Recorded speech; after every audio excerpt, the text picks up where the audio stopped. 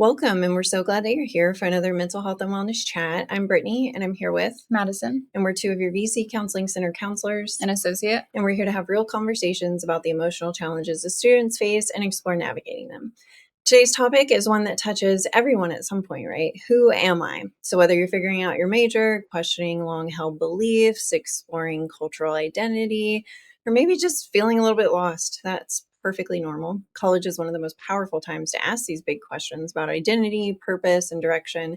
So in this episode, we're going to take some time to explore how it is that we actually develop our sense of self, why identity can feel confusing or even overwhelming, and how you can start defining who you want to be on your own terms.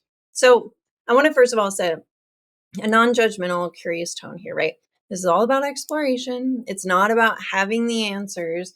And ultimately, like you'll probably see as we sit here and talk, jumping to the spoilers ahead, identity is a lifelong process. Yes, and these are all obviously, right, our opinions, and we're having one type of conversation here, but realistically, yes, there are some parts of you that are relatively stable over time, but part of being a human is growing and changing, value shifting. This is all a normal part of living as a person on this planet.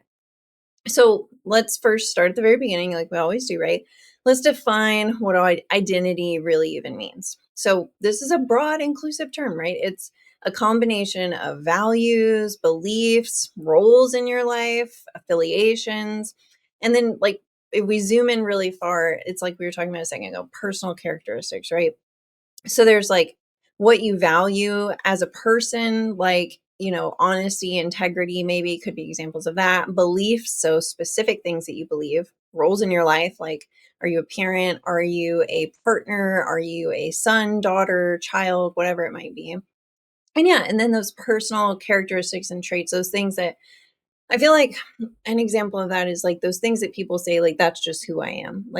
I just struggle with impatience, or I just struggle, or I'm just good at communicating, or whatever it might be. So those things that are just what makes you you, or those individual characteristics about you.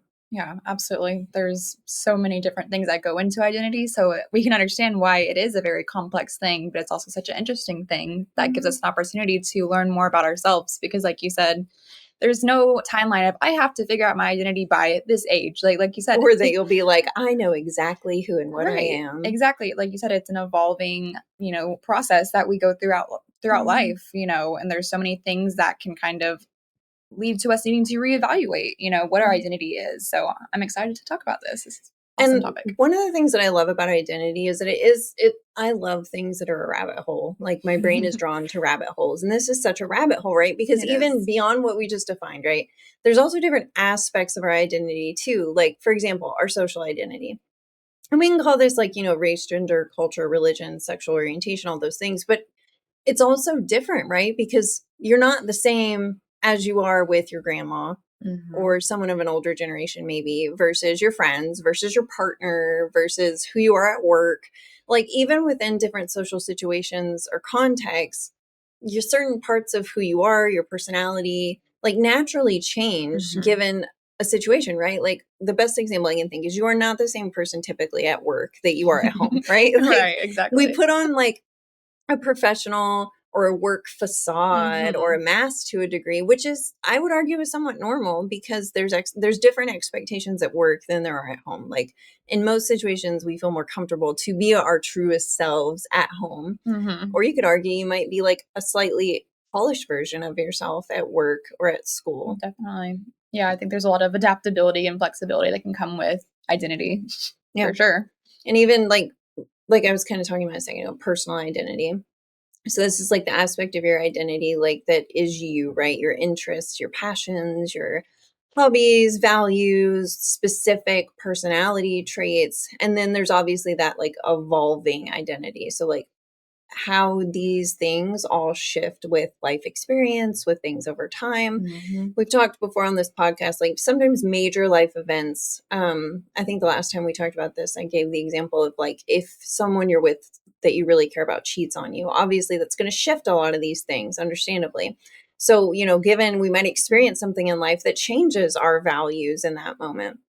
Another really great example is people who a big part of their identity is being excited to become a parent in some way. Mhm. And then maybe a life experience or infertility or something prevents them from reaching that goal. So now I have Right. to shift my values over the course of a lifetime. Yeah. Absolutely. Some other examples that I feel like can kind of be a threat to our identity is maybe going through a breakup, maybe, Mhm. retirement. I know that's Yeah. for older Oh, yeah. populations, but that's a huge one, and it just, we spend so much time, and whether it's a relationship or a job, and it takes up a lot of our, you know, energy. And so whenever that's gone, all of a sudden, it is like an identity crisis that we're going through. And we Mhm. really do have to kind of reevaluate, okay, who am I outside of these things? Yeah. But it's exciting because that's an opportunity to explore it. Yeah. So it's really, Like yeah. counselor reframe. Yeah, I love that because, and I think college is such a thing because whether you're a traditional student coming in at 18, Mhm. obviously in like the lifespan and development cycle, that's when you're questioning your identity, right? But even non traditional students, I feel like it's still an identity shift because we're having to become a student and label ourselves as a student now. And there's expectations and values that come along with that. And a lot of times, I mean, people come back to college because we're trying to do something different, better, get a fresh start, maybe make more money, maybe do something we actually enjoy rather than something that's just a job. So I feel like college is such a hot button trigger for identity things, regardless of where you're at in your college journey, because it kind of challenges identity to a large degree. Absolutely. Whether you are fresh out of high school, or like you said, you're someone who decided to come back to college later in life, this is a huge transition where you have so much potential to discover, yourself, what's Yeah. important to you. And so, yeah, definitely. And I think a good point to start this discussion with too is, where do we even get this identity? So, a lot of the times, identity obviously is something that develops over a lifespan and continuously changes, right? But we do start with this sense of self, even from a very young age, toddlerhood, even earlier than that, or later than that as things progress, right? And a lot of our initial identity is argued to be shaped by, cultural norms. So, depending where you grew up, and even more than that, like the specific family that you grow up within. A really great example of this even is, for example, when I was younger, I've always been a watcher in social interactions, if that makes Mhm. sense. Like even from a young age, I was not the child that would approach a social interaction. I wanted to kind of hang back a little bit, observe, and then participate when I felt comfortable, right? Right. So a lot of the time in my life, my parents would label me directly as shy, and they Mhm. would start making those, I don't want to say excuses, but like they would justify it to people. They say, "Oh, don't mind her, she's shy." When they would talk directly to me, I would immediately like stop and try to think and formulate a response. And my parents would immediately jump in and be like, "Oh, she's shy, don't talk to her." And then they'd move on to the conversation. But like experiences like this, as small and minimal as they are, they kind of shape that identity. So for a lot of my life, I defined myself as shy up until the point that I kind of questioned it and looked at it and was like, no, I'm not shy necessarily. I just take a little bit longer to engage in a social situation, if that makes Mhm. sense. Yeah, but hearing that all the time, that probably kind of became your identity of Hmm. like this shyness. And yeah. Yeah, and that's the point is that, it can be shaped by those cultural norms. If we Mhm. lived in a society where not talking immediately and not being overly friendly was the norm, that wouldn't be a bizarre behavior at all. Mhm. That would just kind of be who we are. But so it's cultural norms, gender roles, even.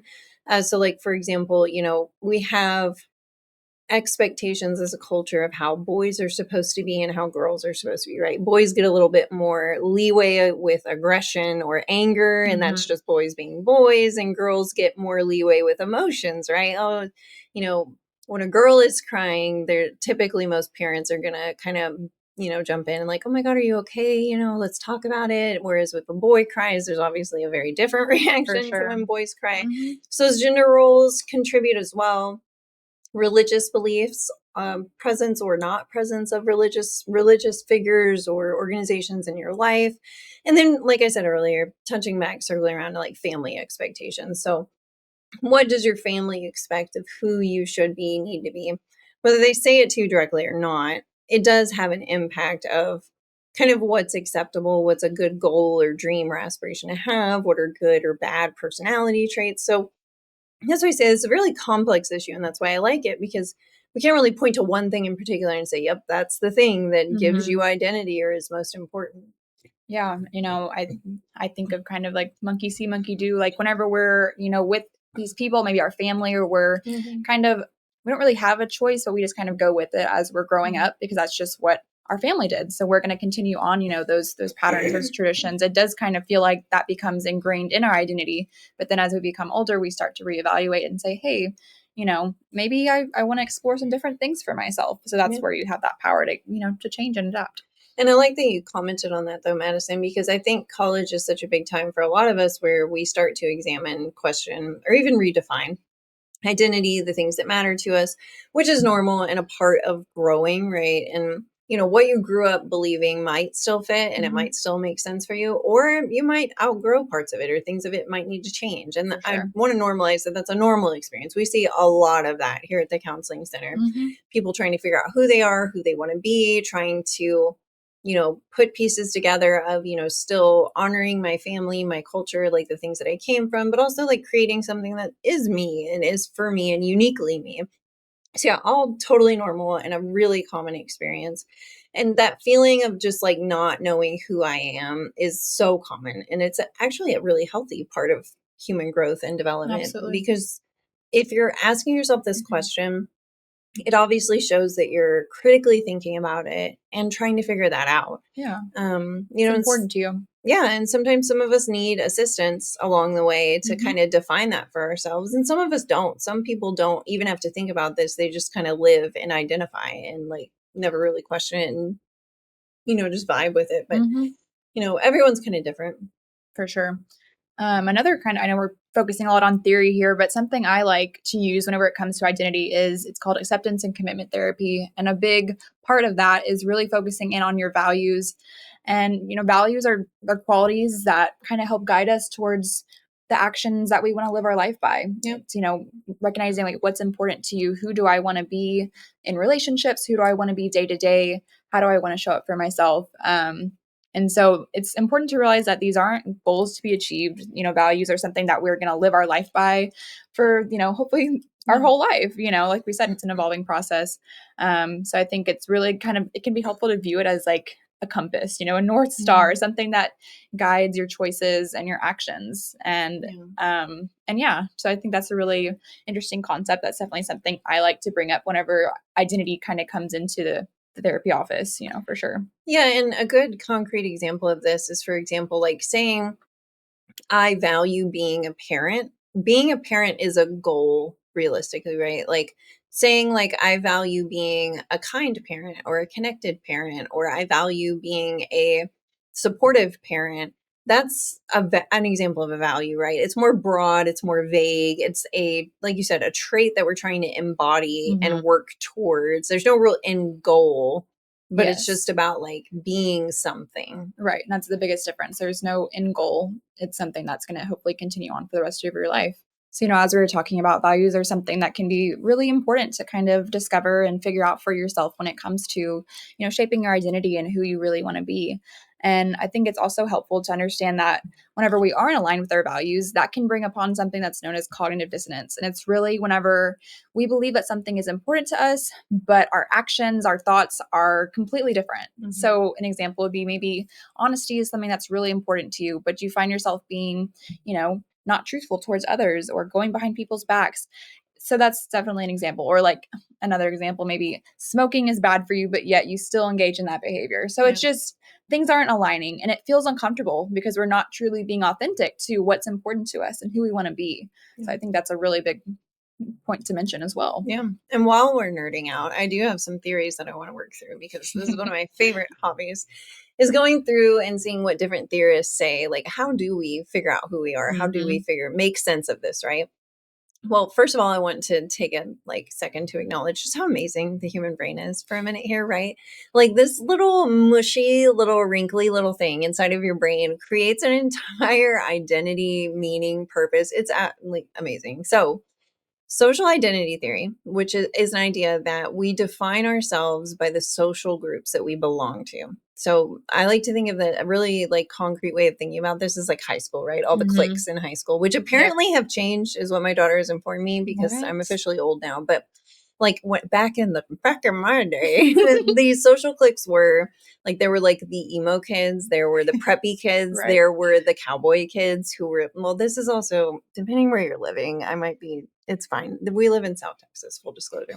There's the cowboy kids, there were the athletes, the jocks, there were the nerdy kids, and there's like a whole hierarchy, right? Right. And there's a big pressure in high school to identify with one specific group, right? So you kind of had to pick your clique, and then everyone kind of molds their identity around that clique, right? Because you have to wear the right clothes, you have to speak in the right way, you have to do the right things to be a part of that clique, right?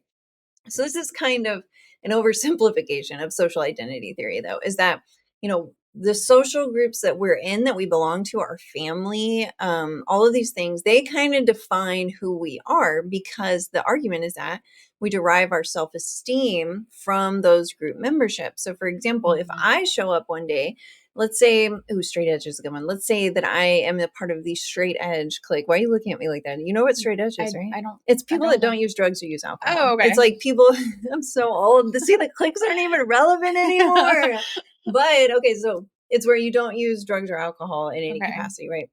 So if I'm a part of that clique, and Madison's also a part of that clique, and I come to her and I say, hey, I may have, used a substance or alcohol in some way, obviously she's going to judge me or have a negative opinion of that. And so that might hurt my self-esteem. So in order to keep being a part of the social group and to feel good about myself, I have to kind of do what the other group members expect of me, whatever that is, right? Right.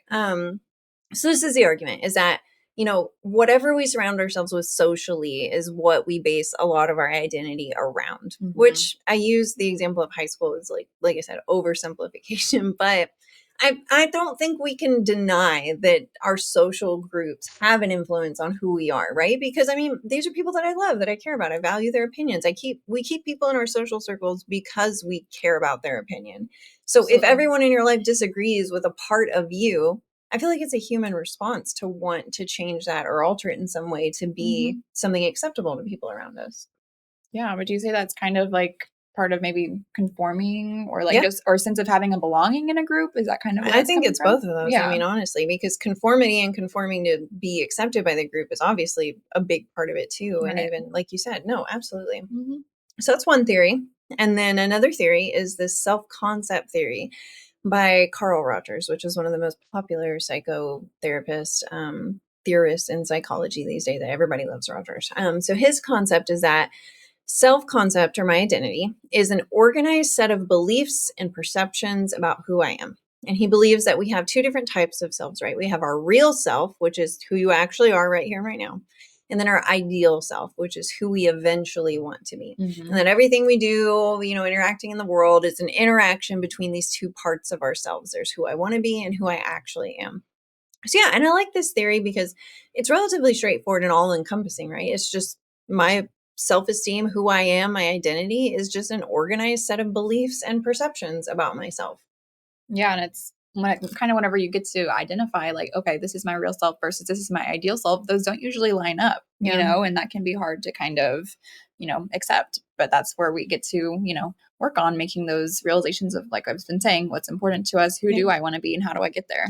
And this ties into what you were talking about earlier with values too, that my values kind of define my ideal self to a degree of, I want to be a more honest person, or I want to be whatever it might be. And, I think it's important to note here too, when we talk about I want to be, we're not talking about career aspirations necessarily. We're talking about who do you want to be? One of the questions we'll ask you later for reflection is, on your deathbed, you're looking back at your life and you're telling yourself, what made that matter? Who do you want people to describe you as? What characteristics do you want people, what adjectives do you want them to use whenever they describe who you were? What do you want to be remembered for? This is what we're talking about. Like, who am I? Who do I want to be perceived as? What type of person? Absolutely. There's so many questions that you can use to kind of reflect on these things. And yeah, I love that. I actually heard an example of that. At your funeral, what would you want people to say about you and describe you? And that's the life you want to strive for, you know? Absolutely. Okay, another theory, which we've talked about this narrative theory before, but I had to bring it in, of course, because I love these types of theories. So the narrative identity theory is this idea that our identity is formed by creating a story about myself, it's a personal narrative that gives life meaning. It's composed of like our memories, how we individually make sense of our world. And these stories naturally evolve as we grow and they change, right? Because we talked about this before. Like, I always like to tell people, putting things into perspective, right? 10 years from now, you're going to look back at this challenging point in your life and you're going to point to and say, this is how I grew through this, or this is why that had to happen, is because yada, yada, yada.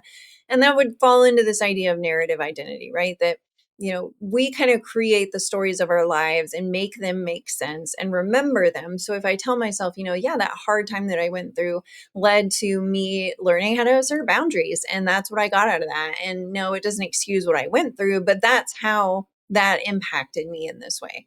So we kind of create this identity in our own head to a degree with the story that our brain makes of memories and situations and perceptions and stuff like that. Yeah, absolutely. I know narrative therapy is definitely something that you enjoy. It's something I still have yet to explore. So I love to hear you nerd out about it because I'm still needing to learn more. I'm biased to it because I think a lot of these make sense. And, that's most of the biggest ones that I wanted to hit were those three, because I feel like those are the most applicable to everyday life. And I feel like those are the ones that, in talking about them, you can probably come up with specific examples. Now, I'm not saying any one of these in particular is right or righter. It's just the question of what makes the most sense for you. And ultimately, I mean, I think it's something we'll never really know for sure how. It's all theories at the end of the day, which is my favorite field, is just sitting around talking about stuff, trying to make it make sense, which is why I became a therapist ultimately. But no, and I think these are all unique and interesting in their own ways, because I think all of these three things influence who we are at the end of the day, bottom line. I think that they do. I think who we surround ourselves with makes a difference in who we become and who we want to be. I think that we all have a real self and an ideal self most of the time. And I think that we do narrate a story of our life in our head to a degree, and that has a lot of power over who we are, what we become. Because if I tell myself negative things about what I've been through, and that's why I'm such an awful person, that's going to influence me in the here and now. So I think my argument, my official argument on paper, is that all of these interact together to a large degree. Absolutely. There's not just one way that we can come to discovering our identity. There's so many different ways to look at it. So yeah, for sure. And I think it's important to note too that identity ultimately is a choice that we make every day, right? And I like to empower people with this perspective, because it is. You make a choice today who you want to be. It does not matter what you've done. It does not matter what you chose yesterday. You choose right this very second, right here, right now, who you want to be, the actions that you want to take, and what you want to do in this moment. I'm so excited for a future episode that we're going to do about meaning and Viktor Frankl and logotherapy. And this ties into it so much, though, that like you can take everything from a person except for their choice of how, first of all, they're going to react to what they're going through. I cannot control what I go through a lot of the times, but I can control my reaction to what is happening to me. And this is the same thing. We're making a choice every day, who we want to be. So even if yesterday was difficult or challenging, fresh choices today, fresh choice, even second to second, fresh choices of who we want to be.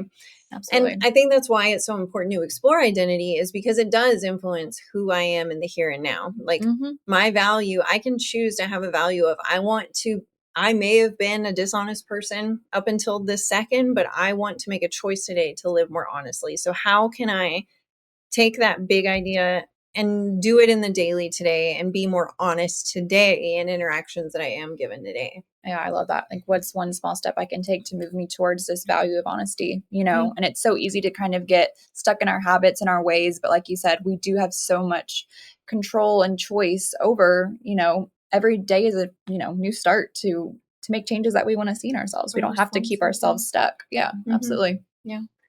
So another thing that I want to touch on here, though, is that there is a difference between being authentic, which is like true to myself, versus just performing. So living to please others, kind of, right? So, and we talked about this earlier, right?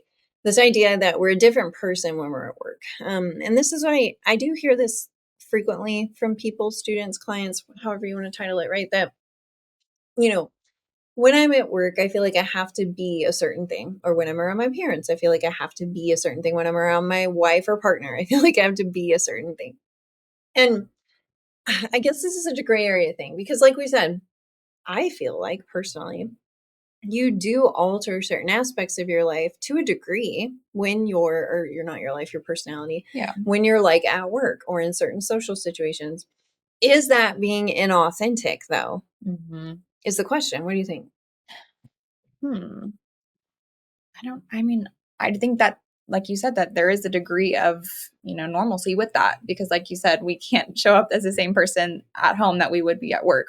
Or maybe if we're around someone who we consider more of an acquaintance, we may be different compared to someone who's considered our best friend. Yeah. So it's not that, we're not being completely true to ourselves, but it's just adjustments and flexibility that we have to make, given social situations. Yeah, I think, but whenever it comes to, am I doing this because this is expected of me, or am I doing this because this is what I want to do? That's kind of where it starts getting inauthentic.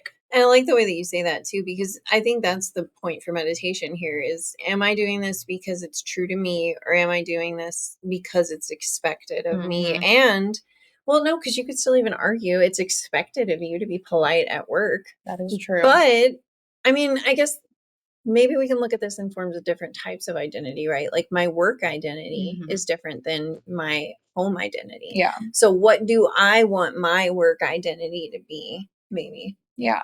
And I think it's just kind of the recognition that unfortunately, we do have to make these adjustments because it's just kind of what's expected of us, but we're not completely shunting like who we are, but it's just kind of like just a different version in a way. How can you still be yourself despite that identity? Because I feel like obviously I'll use myself as an example because this is always easiest when we use ourselves as an example. But so I feel like it is obviously possible to merge both things together, right? Because I feel like we do that. Like obviously we're therapists. There are things that we need to do. There are tasks, there are skills.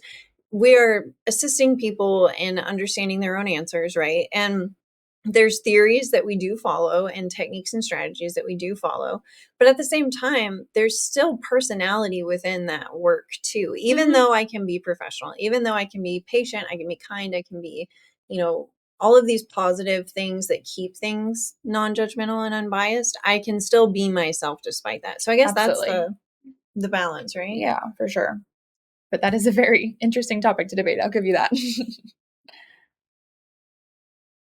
I think this leads us to the question though of how would I even know the difference when I'm being inauthentic? What are your thoughts? Is there a screening question that we can kind of challenge ourselves with to know if I'm being inauthentic in these moments where I feel like I have to kind of maybe alter who I am slightly to fit the social situation that I'm in, if that makes sense, A question to help us figure out if we're completely being like disingenuous to ourselves. Yeah, if we're being totally inauthentic to who we are. Like I'm putting on a face, like you said. Like performing. Do I feel like I'm having to silence, some of the most important and valuable qualities to me? I don't know that this is Can I be one. myself? And I would need a specific. We can move on. I would need a specific example to fight this out. I didn't prepare one. We got off on a rabbit hole. I'm so sorry, you guys. So okay, am I being authentic or just performing? Do you ever act a certain way in one group and totally different in another? And we've kind of touched on this too. I mean, yes, sometimes, but can you still be yourself even within that? Is there a way that I can take control and still express who I am?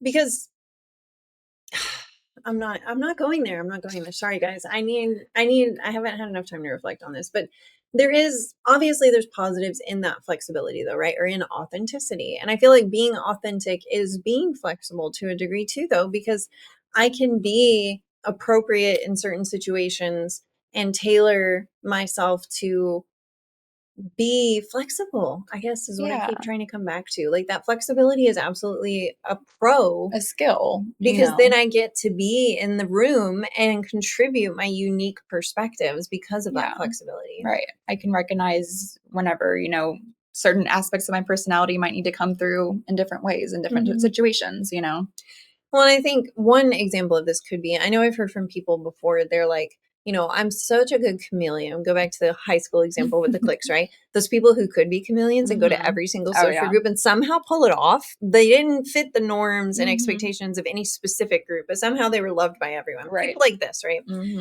where they're kind of a chameleon of these social situations and identity, which is super cool. I wish I could have done that, but I could not do that. I'm not going to tell you what clique I was a part of. You can just come up with your own theories there. But there is a difference between, and a lot of times I'll hear people like this, they'll say, who even am I though? Because I can be all of these things, but who am I at my core? And I guess one thing that I want to talk about is there's a difference between adapting and completely losing yourself. And it might be helpful to even ask, like, what parts of me feel real and what parts feel like a chore or a performance? Because I think that is a common theme. A lot of times it will feel like a performance, it'll feel inauthentic. And it's okay to shape shift a little in different spaces.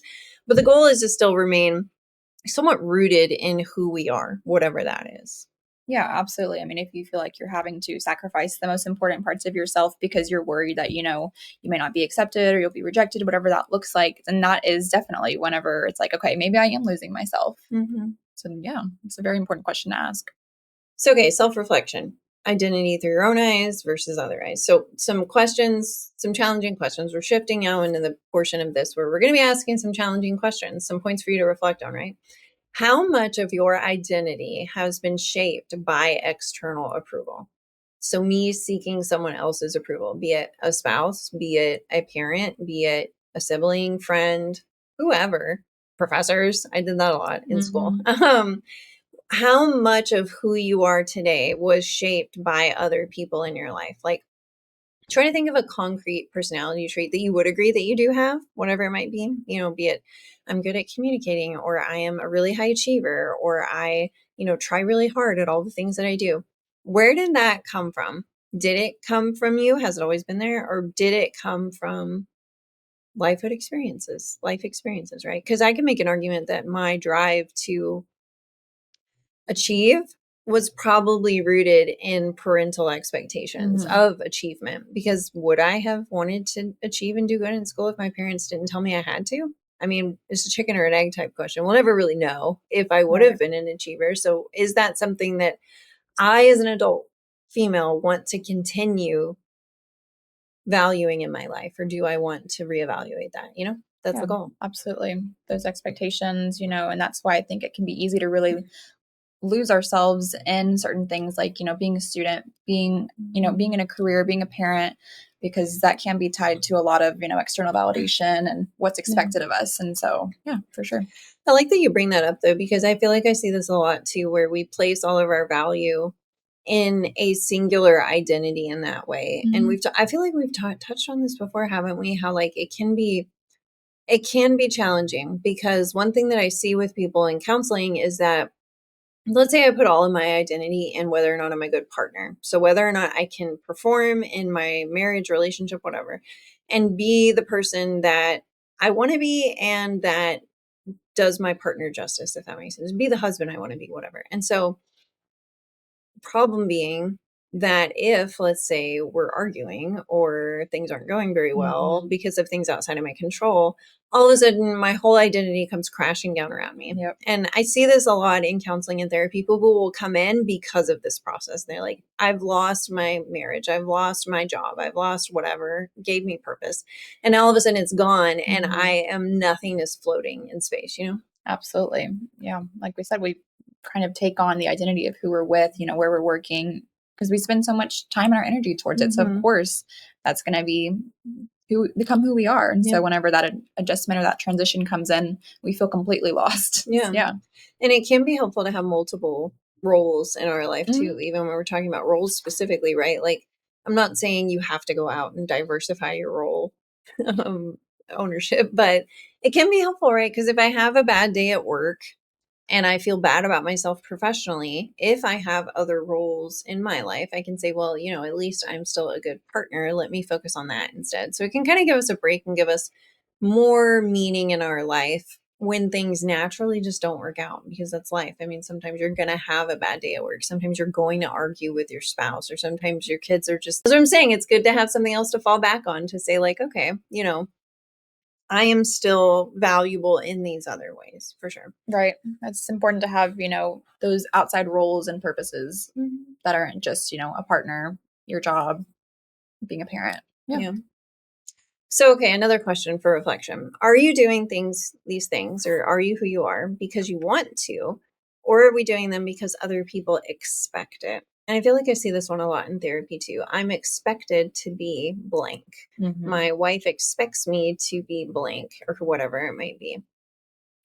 Yeah, and maybe especially whenever you're the oldest child or something like that, you do feel like there's more expectations on you than, say, the youngest sibling. And that just kind of becomes, the role that we take on over time. And then that can lead to, of course, other issues such as, people pleasing and just not being able to put your needs first. So that's a very important question. We could go down a whole rabbit hole here on Right. men being expected to be a provider, a Oh father, and gosh, a yeah. partner, because I feel like that's like ingrained in masculine DNA at this point, that's like the sole role and purpose in our life, which, like we said, is great until or if it suddenly is not. So yeah, another one, what labels have people given you, and which of these do you want to keep versus which of these would you like to let go? So like we talked about earlier with the shy thing, right?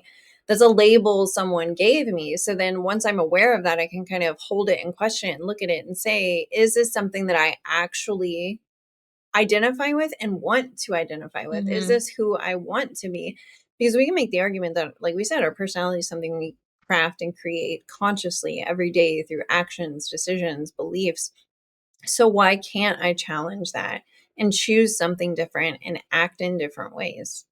Yeah, it's like, did this label get placed on me, kind of without my permission, or is it something I actually want to, to be and to be proud of, to say that I am this kind of person, I love that. Yeah. And there is freedom in saying, I don't know yet. You don't have to have the answers figured out. Like we said, this is a constantly evolving process. You do not have to know who you are to be able to exist. And which is great news, honestly, because no, you don't have to have it all figured out. You don't have to have it all figured out right now either. Identity is not a final answer. It's an evolving process. It There's nothing wrong with holding space for not knowing. And it can actually lead to more intentional choices when we hold that space for saying, I'm still discovering who I am today. Let me notice today who I am and see if it makes me feel good to be that ultimately. Yeah, it can sometimes feel like there's a pressure to have it all figured out. But at the end of the day, this is something that's going to take a long time to truly understand and explore who you are. It's something that I know personally I'm working through this right now. And so I get excited whenever I get to learn more about this and hear more about these questions that we can use to really just explore what it is to be us. And yeah, absolutely. And that's usually the first question that I ask people when they say, well, my problem is that I don't know who I am. My follow-up question almost always is, well, who do you want to be? What do you want to be? Yeah. Because it doesn't necessarily matter so much as what you are versus what you want to be realistically. I mean, if we're looking at it from a solution focused perspective, I guess. Right. And sometimes we don't feel like we have the opportunity to even consider what that looks like because we do put others before ourselves, whatever that looks like. So whenever you get to finally reflect on that question, it's huge. Absolutely. Okay, so some points to reflect on if you're struggling with this aspect and you're trying to just even get started. A really good question to ask yourself would be, what words would the person that you admire or love the most use to describe you? Because I feel like it doesn't give us a really good jumping off point. And I ask people this all the time, like, how would your wife describe you? And a lot of times people can't answer this. They're like, well, they would say that I'm blank, blank, blank, blank, blank. And there's usually a lot of them. But obviously, if someone else is noticing traits in you and they label you with those, a lot of the times it's because we've displayed consistent actions or behaviors that lead them to say, oh, he's very trustworthy or he's very, virtuous or whatever it might be. So that can be a really good place to start, is reflecting on or even directly asking people you care about, how would you describe me in, 5 words? Give me 5 adjectives. How would you describe who I am? Can be a great place to get started. And then a second part of that is, how do you want people to describe you? Kind of like we were talking about earlier with you're on your deathbed, it's your funeral, and people are describing you. How would you want them? What adjectives do you want them to think of whenever they describe you? And that can be a really great place to start, of what you value and who you want to be perceived as. And then it's easy enough to just say, okay, how can I be, respectful today? Let me look for opportunities to show respect and act on those in daily life. Yeah, absolutely. I think there's so many great questions. Some things that come to mind for me is just asking yourself, what is important to me? Who is important to me? Who do I want to be in relationships and on a day-to-day basis? This is so many questions that we can get into when it comes to exploring. Yeah. And, even more questions to explore identity. What energizes me versus what drains me? What values matter most to me? What roles do I play? And which ones actually feel good and authentic whenever I'm doing them? Who am I when no one else is around is another really good one too. And then what parts of my identity do I hide or downplay? And why is it that I do that? What is my fear? What do I feel like is going to happen if I show those parts of who I am? So yeah, these are really great points to get started and to start asking yourself and challenging yourself to reflect a little bit more on identity and who you want to be. Yeah, there's so many ways to work on it. Of course, other things that come to mind is just being able to try new things, get out of your comfort zone, building those new connections, finding that sense of belonging that you might be, waiting to find. I think journaling and kind of observing patterns in your life can be helpful because, like you said, I can see, okay, what am I doing in my life, daily life, that is giving me energy, that's fueling me, or what am I doing that just doesn't feel genuine to myself, that's kind of bringing me down. And finding those patterns can be helpful towards getting on a better track to what really aligns with you and who you want to be. Yeah. And once again, I'm going to repeat it. You are allowed to grow and change. You do not have to be the person that you were in high school. You don't have to be the person that you were 10 years ago. You don't have to be the person that you were yesterday. It's an active choice. It's an active process, choices that we make every single day. Right. Well, I think that wraps up today's, podcast. So I wanted to say thanks for joining us in your go-to space for honest conversations about mental health and well-being. We're your hosts, Madison and Brittany, and we're glad that you spent part of your day with us. Remember that taking care of your mind is just as important as taking care of your body. Be kind to yourself, reach out if you need support, and know that you're never alone. Until next time, take care and take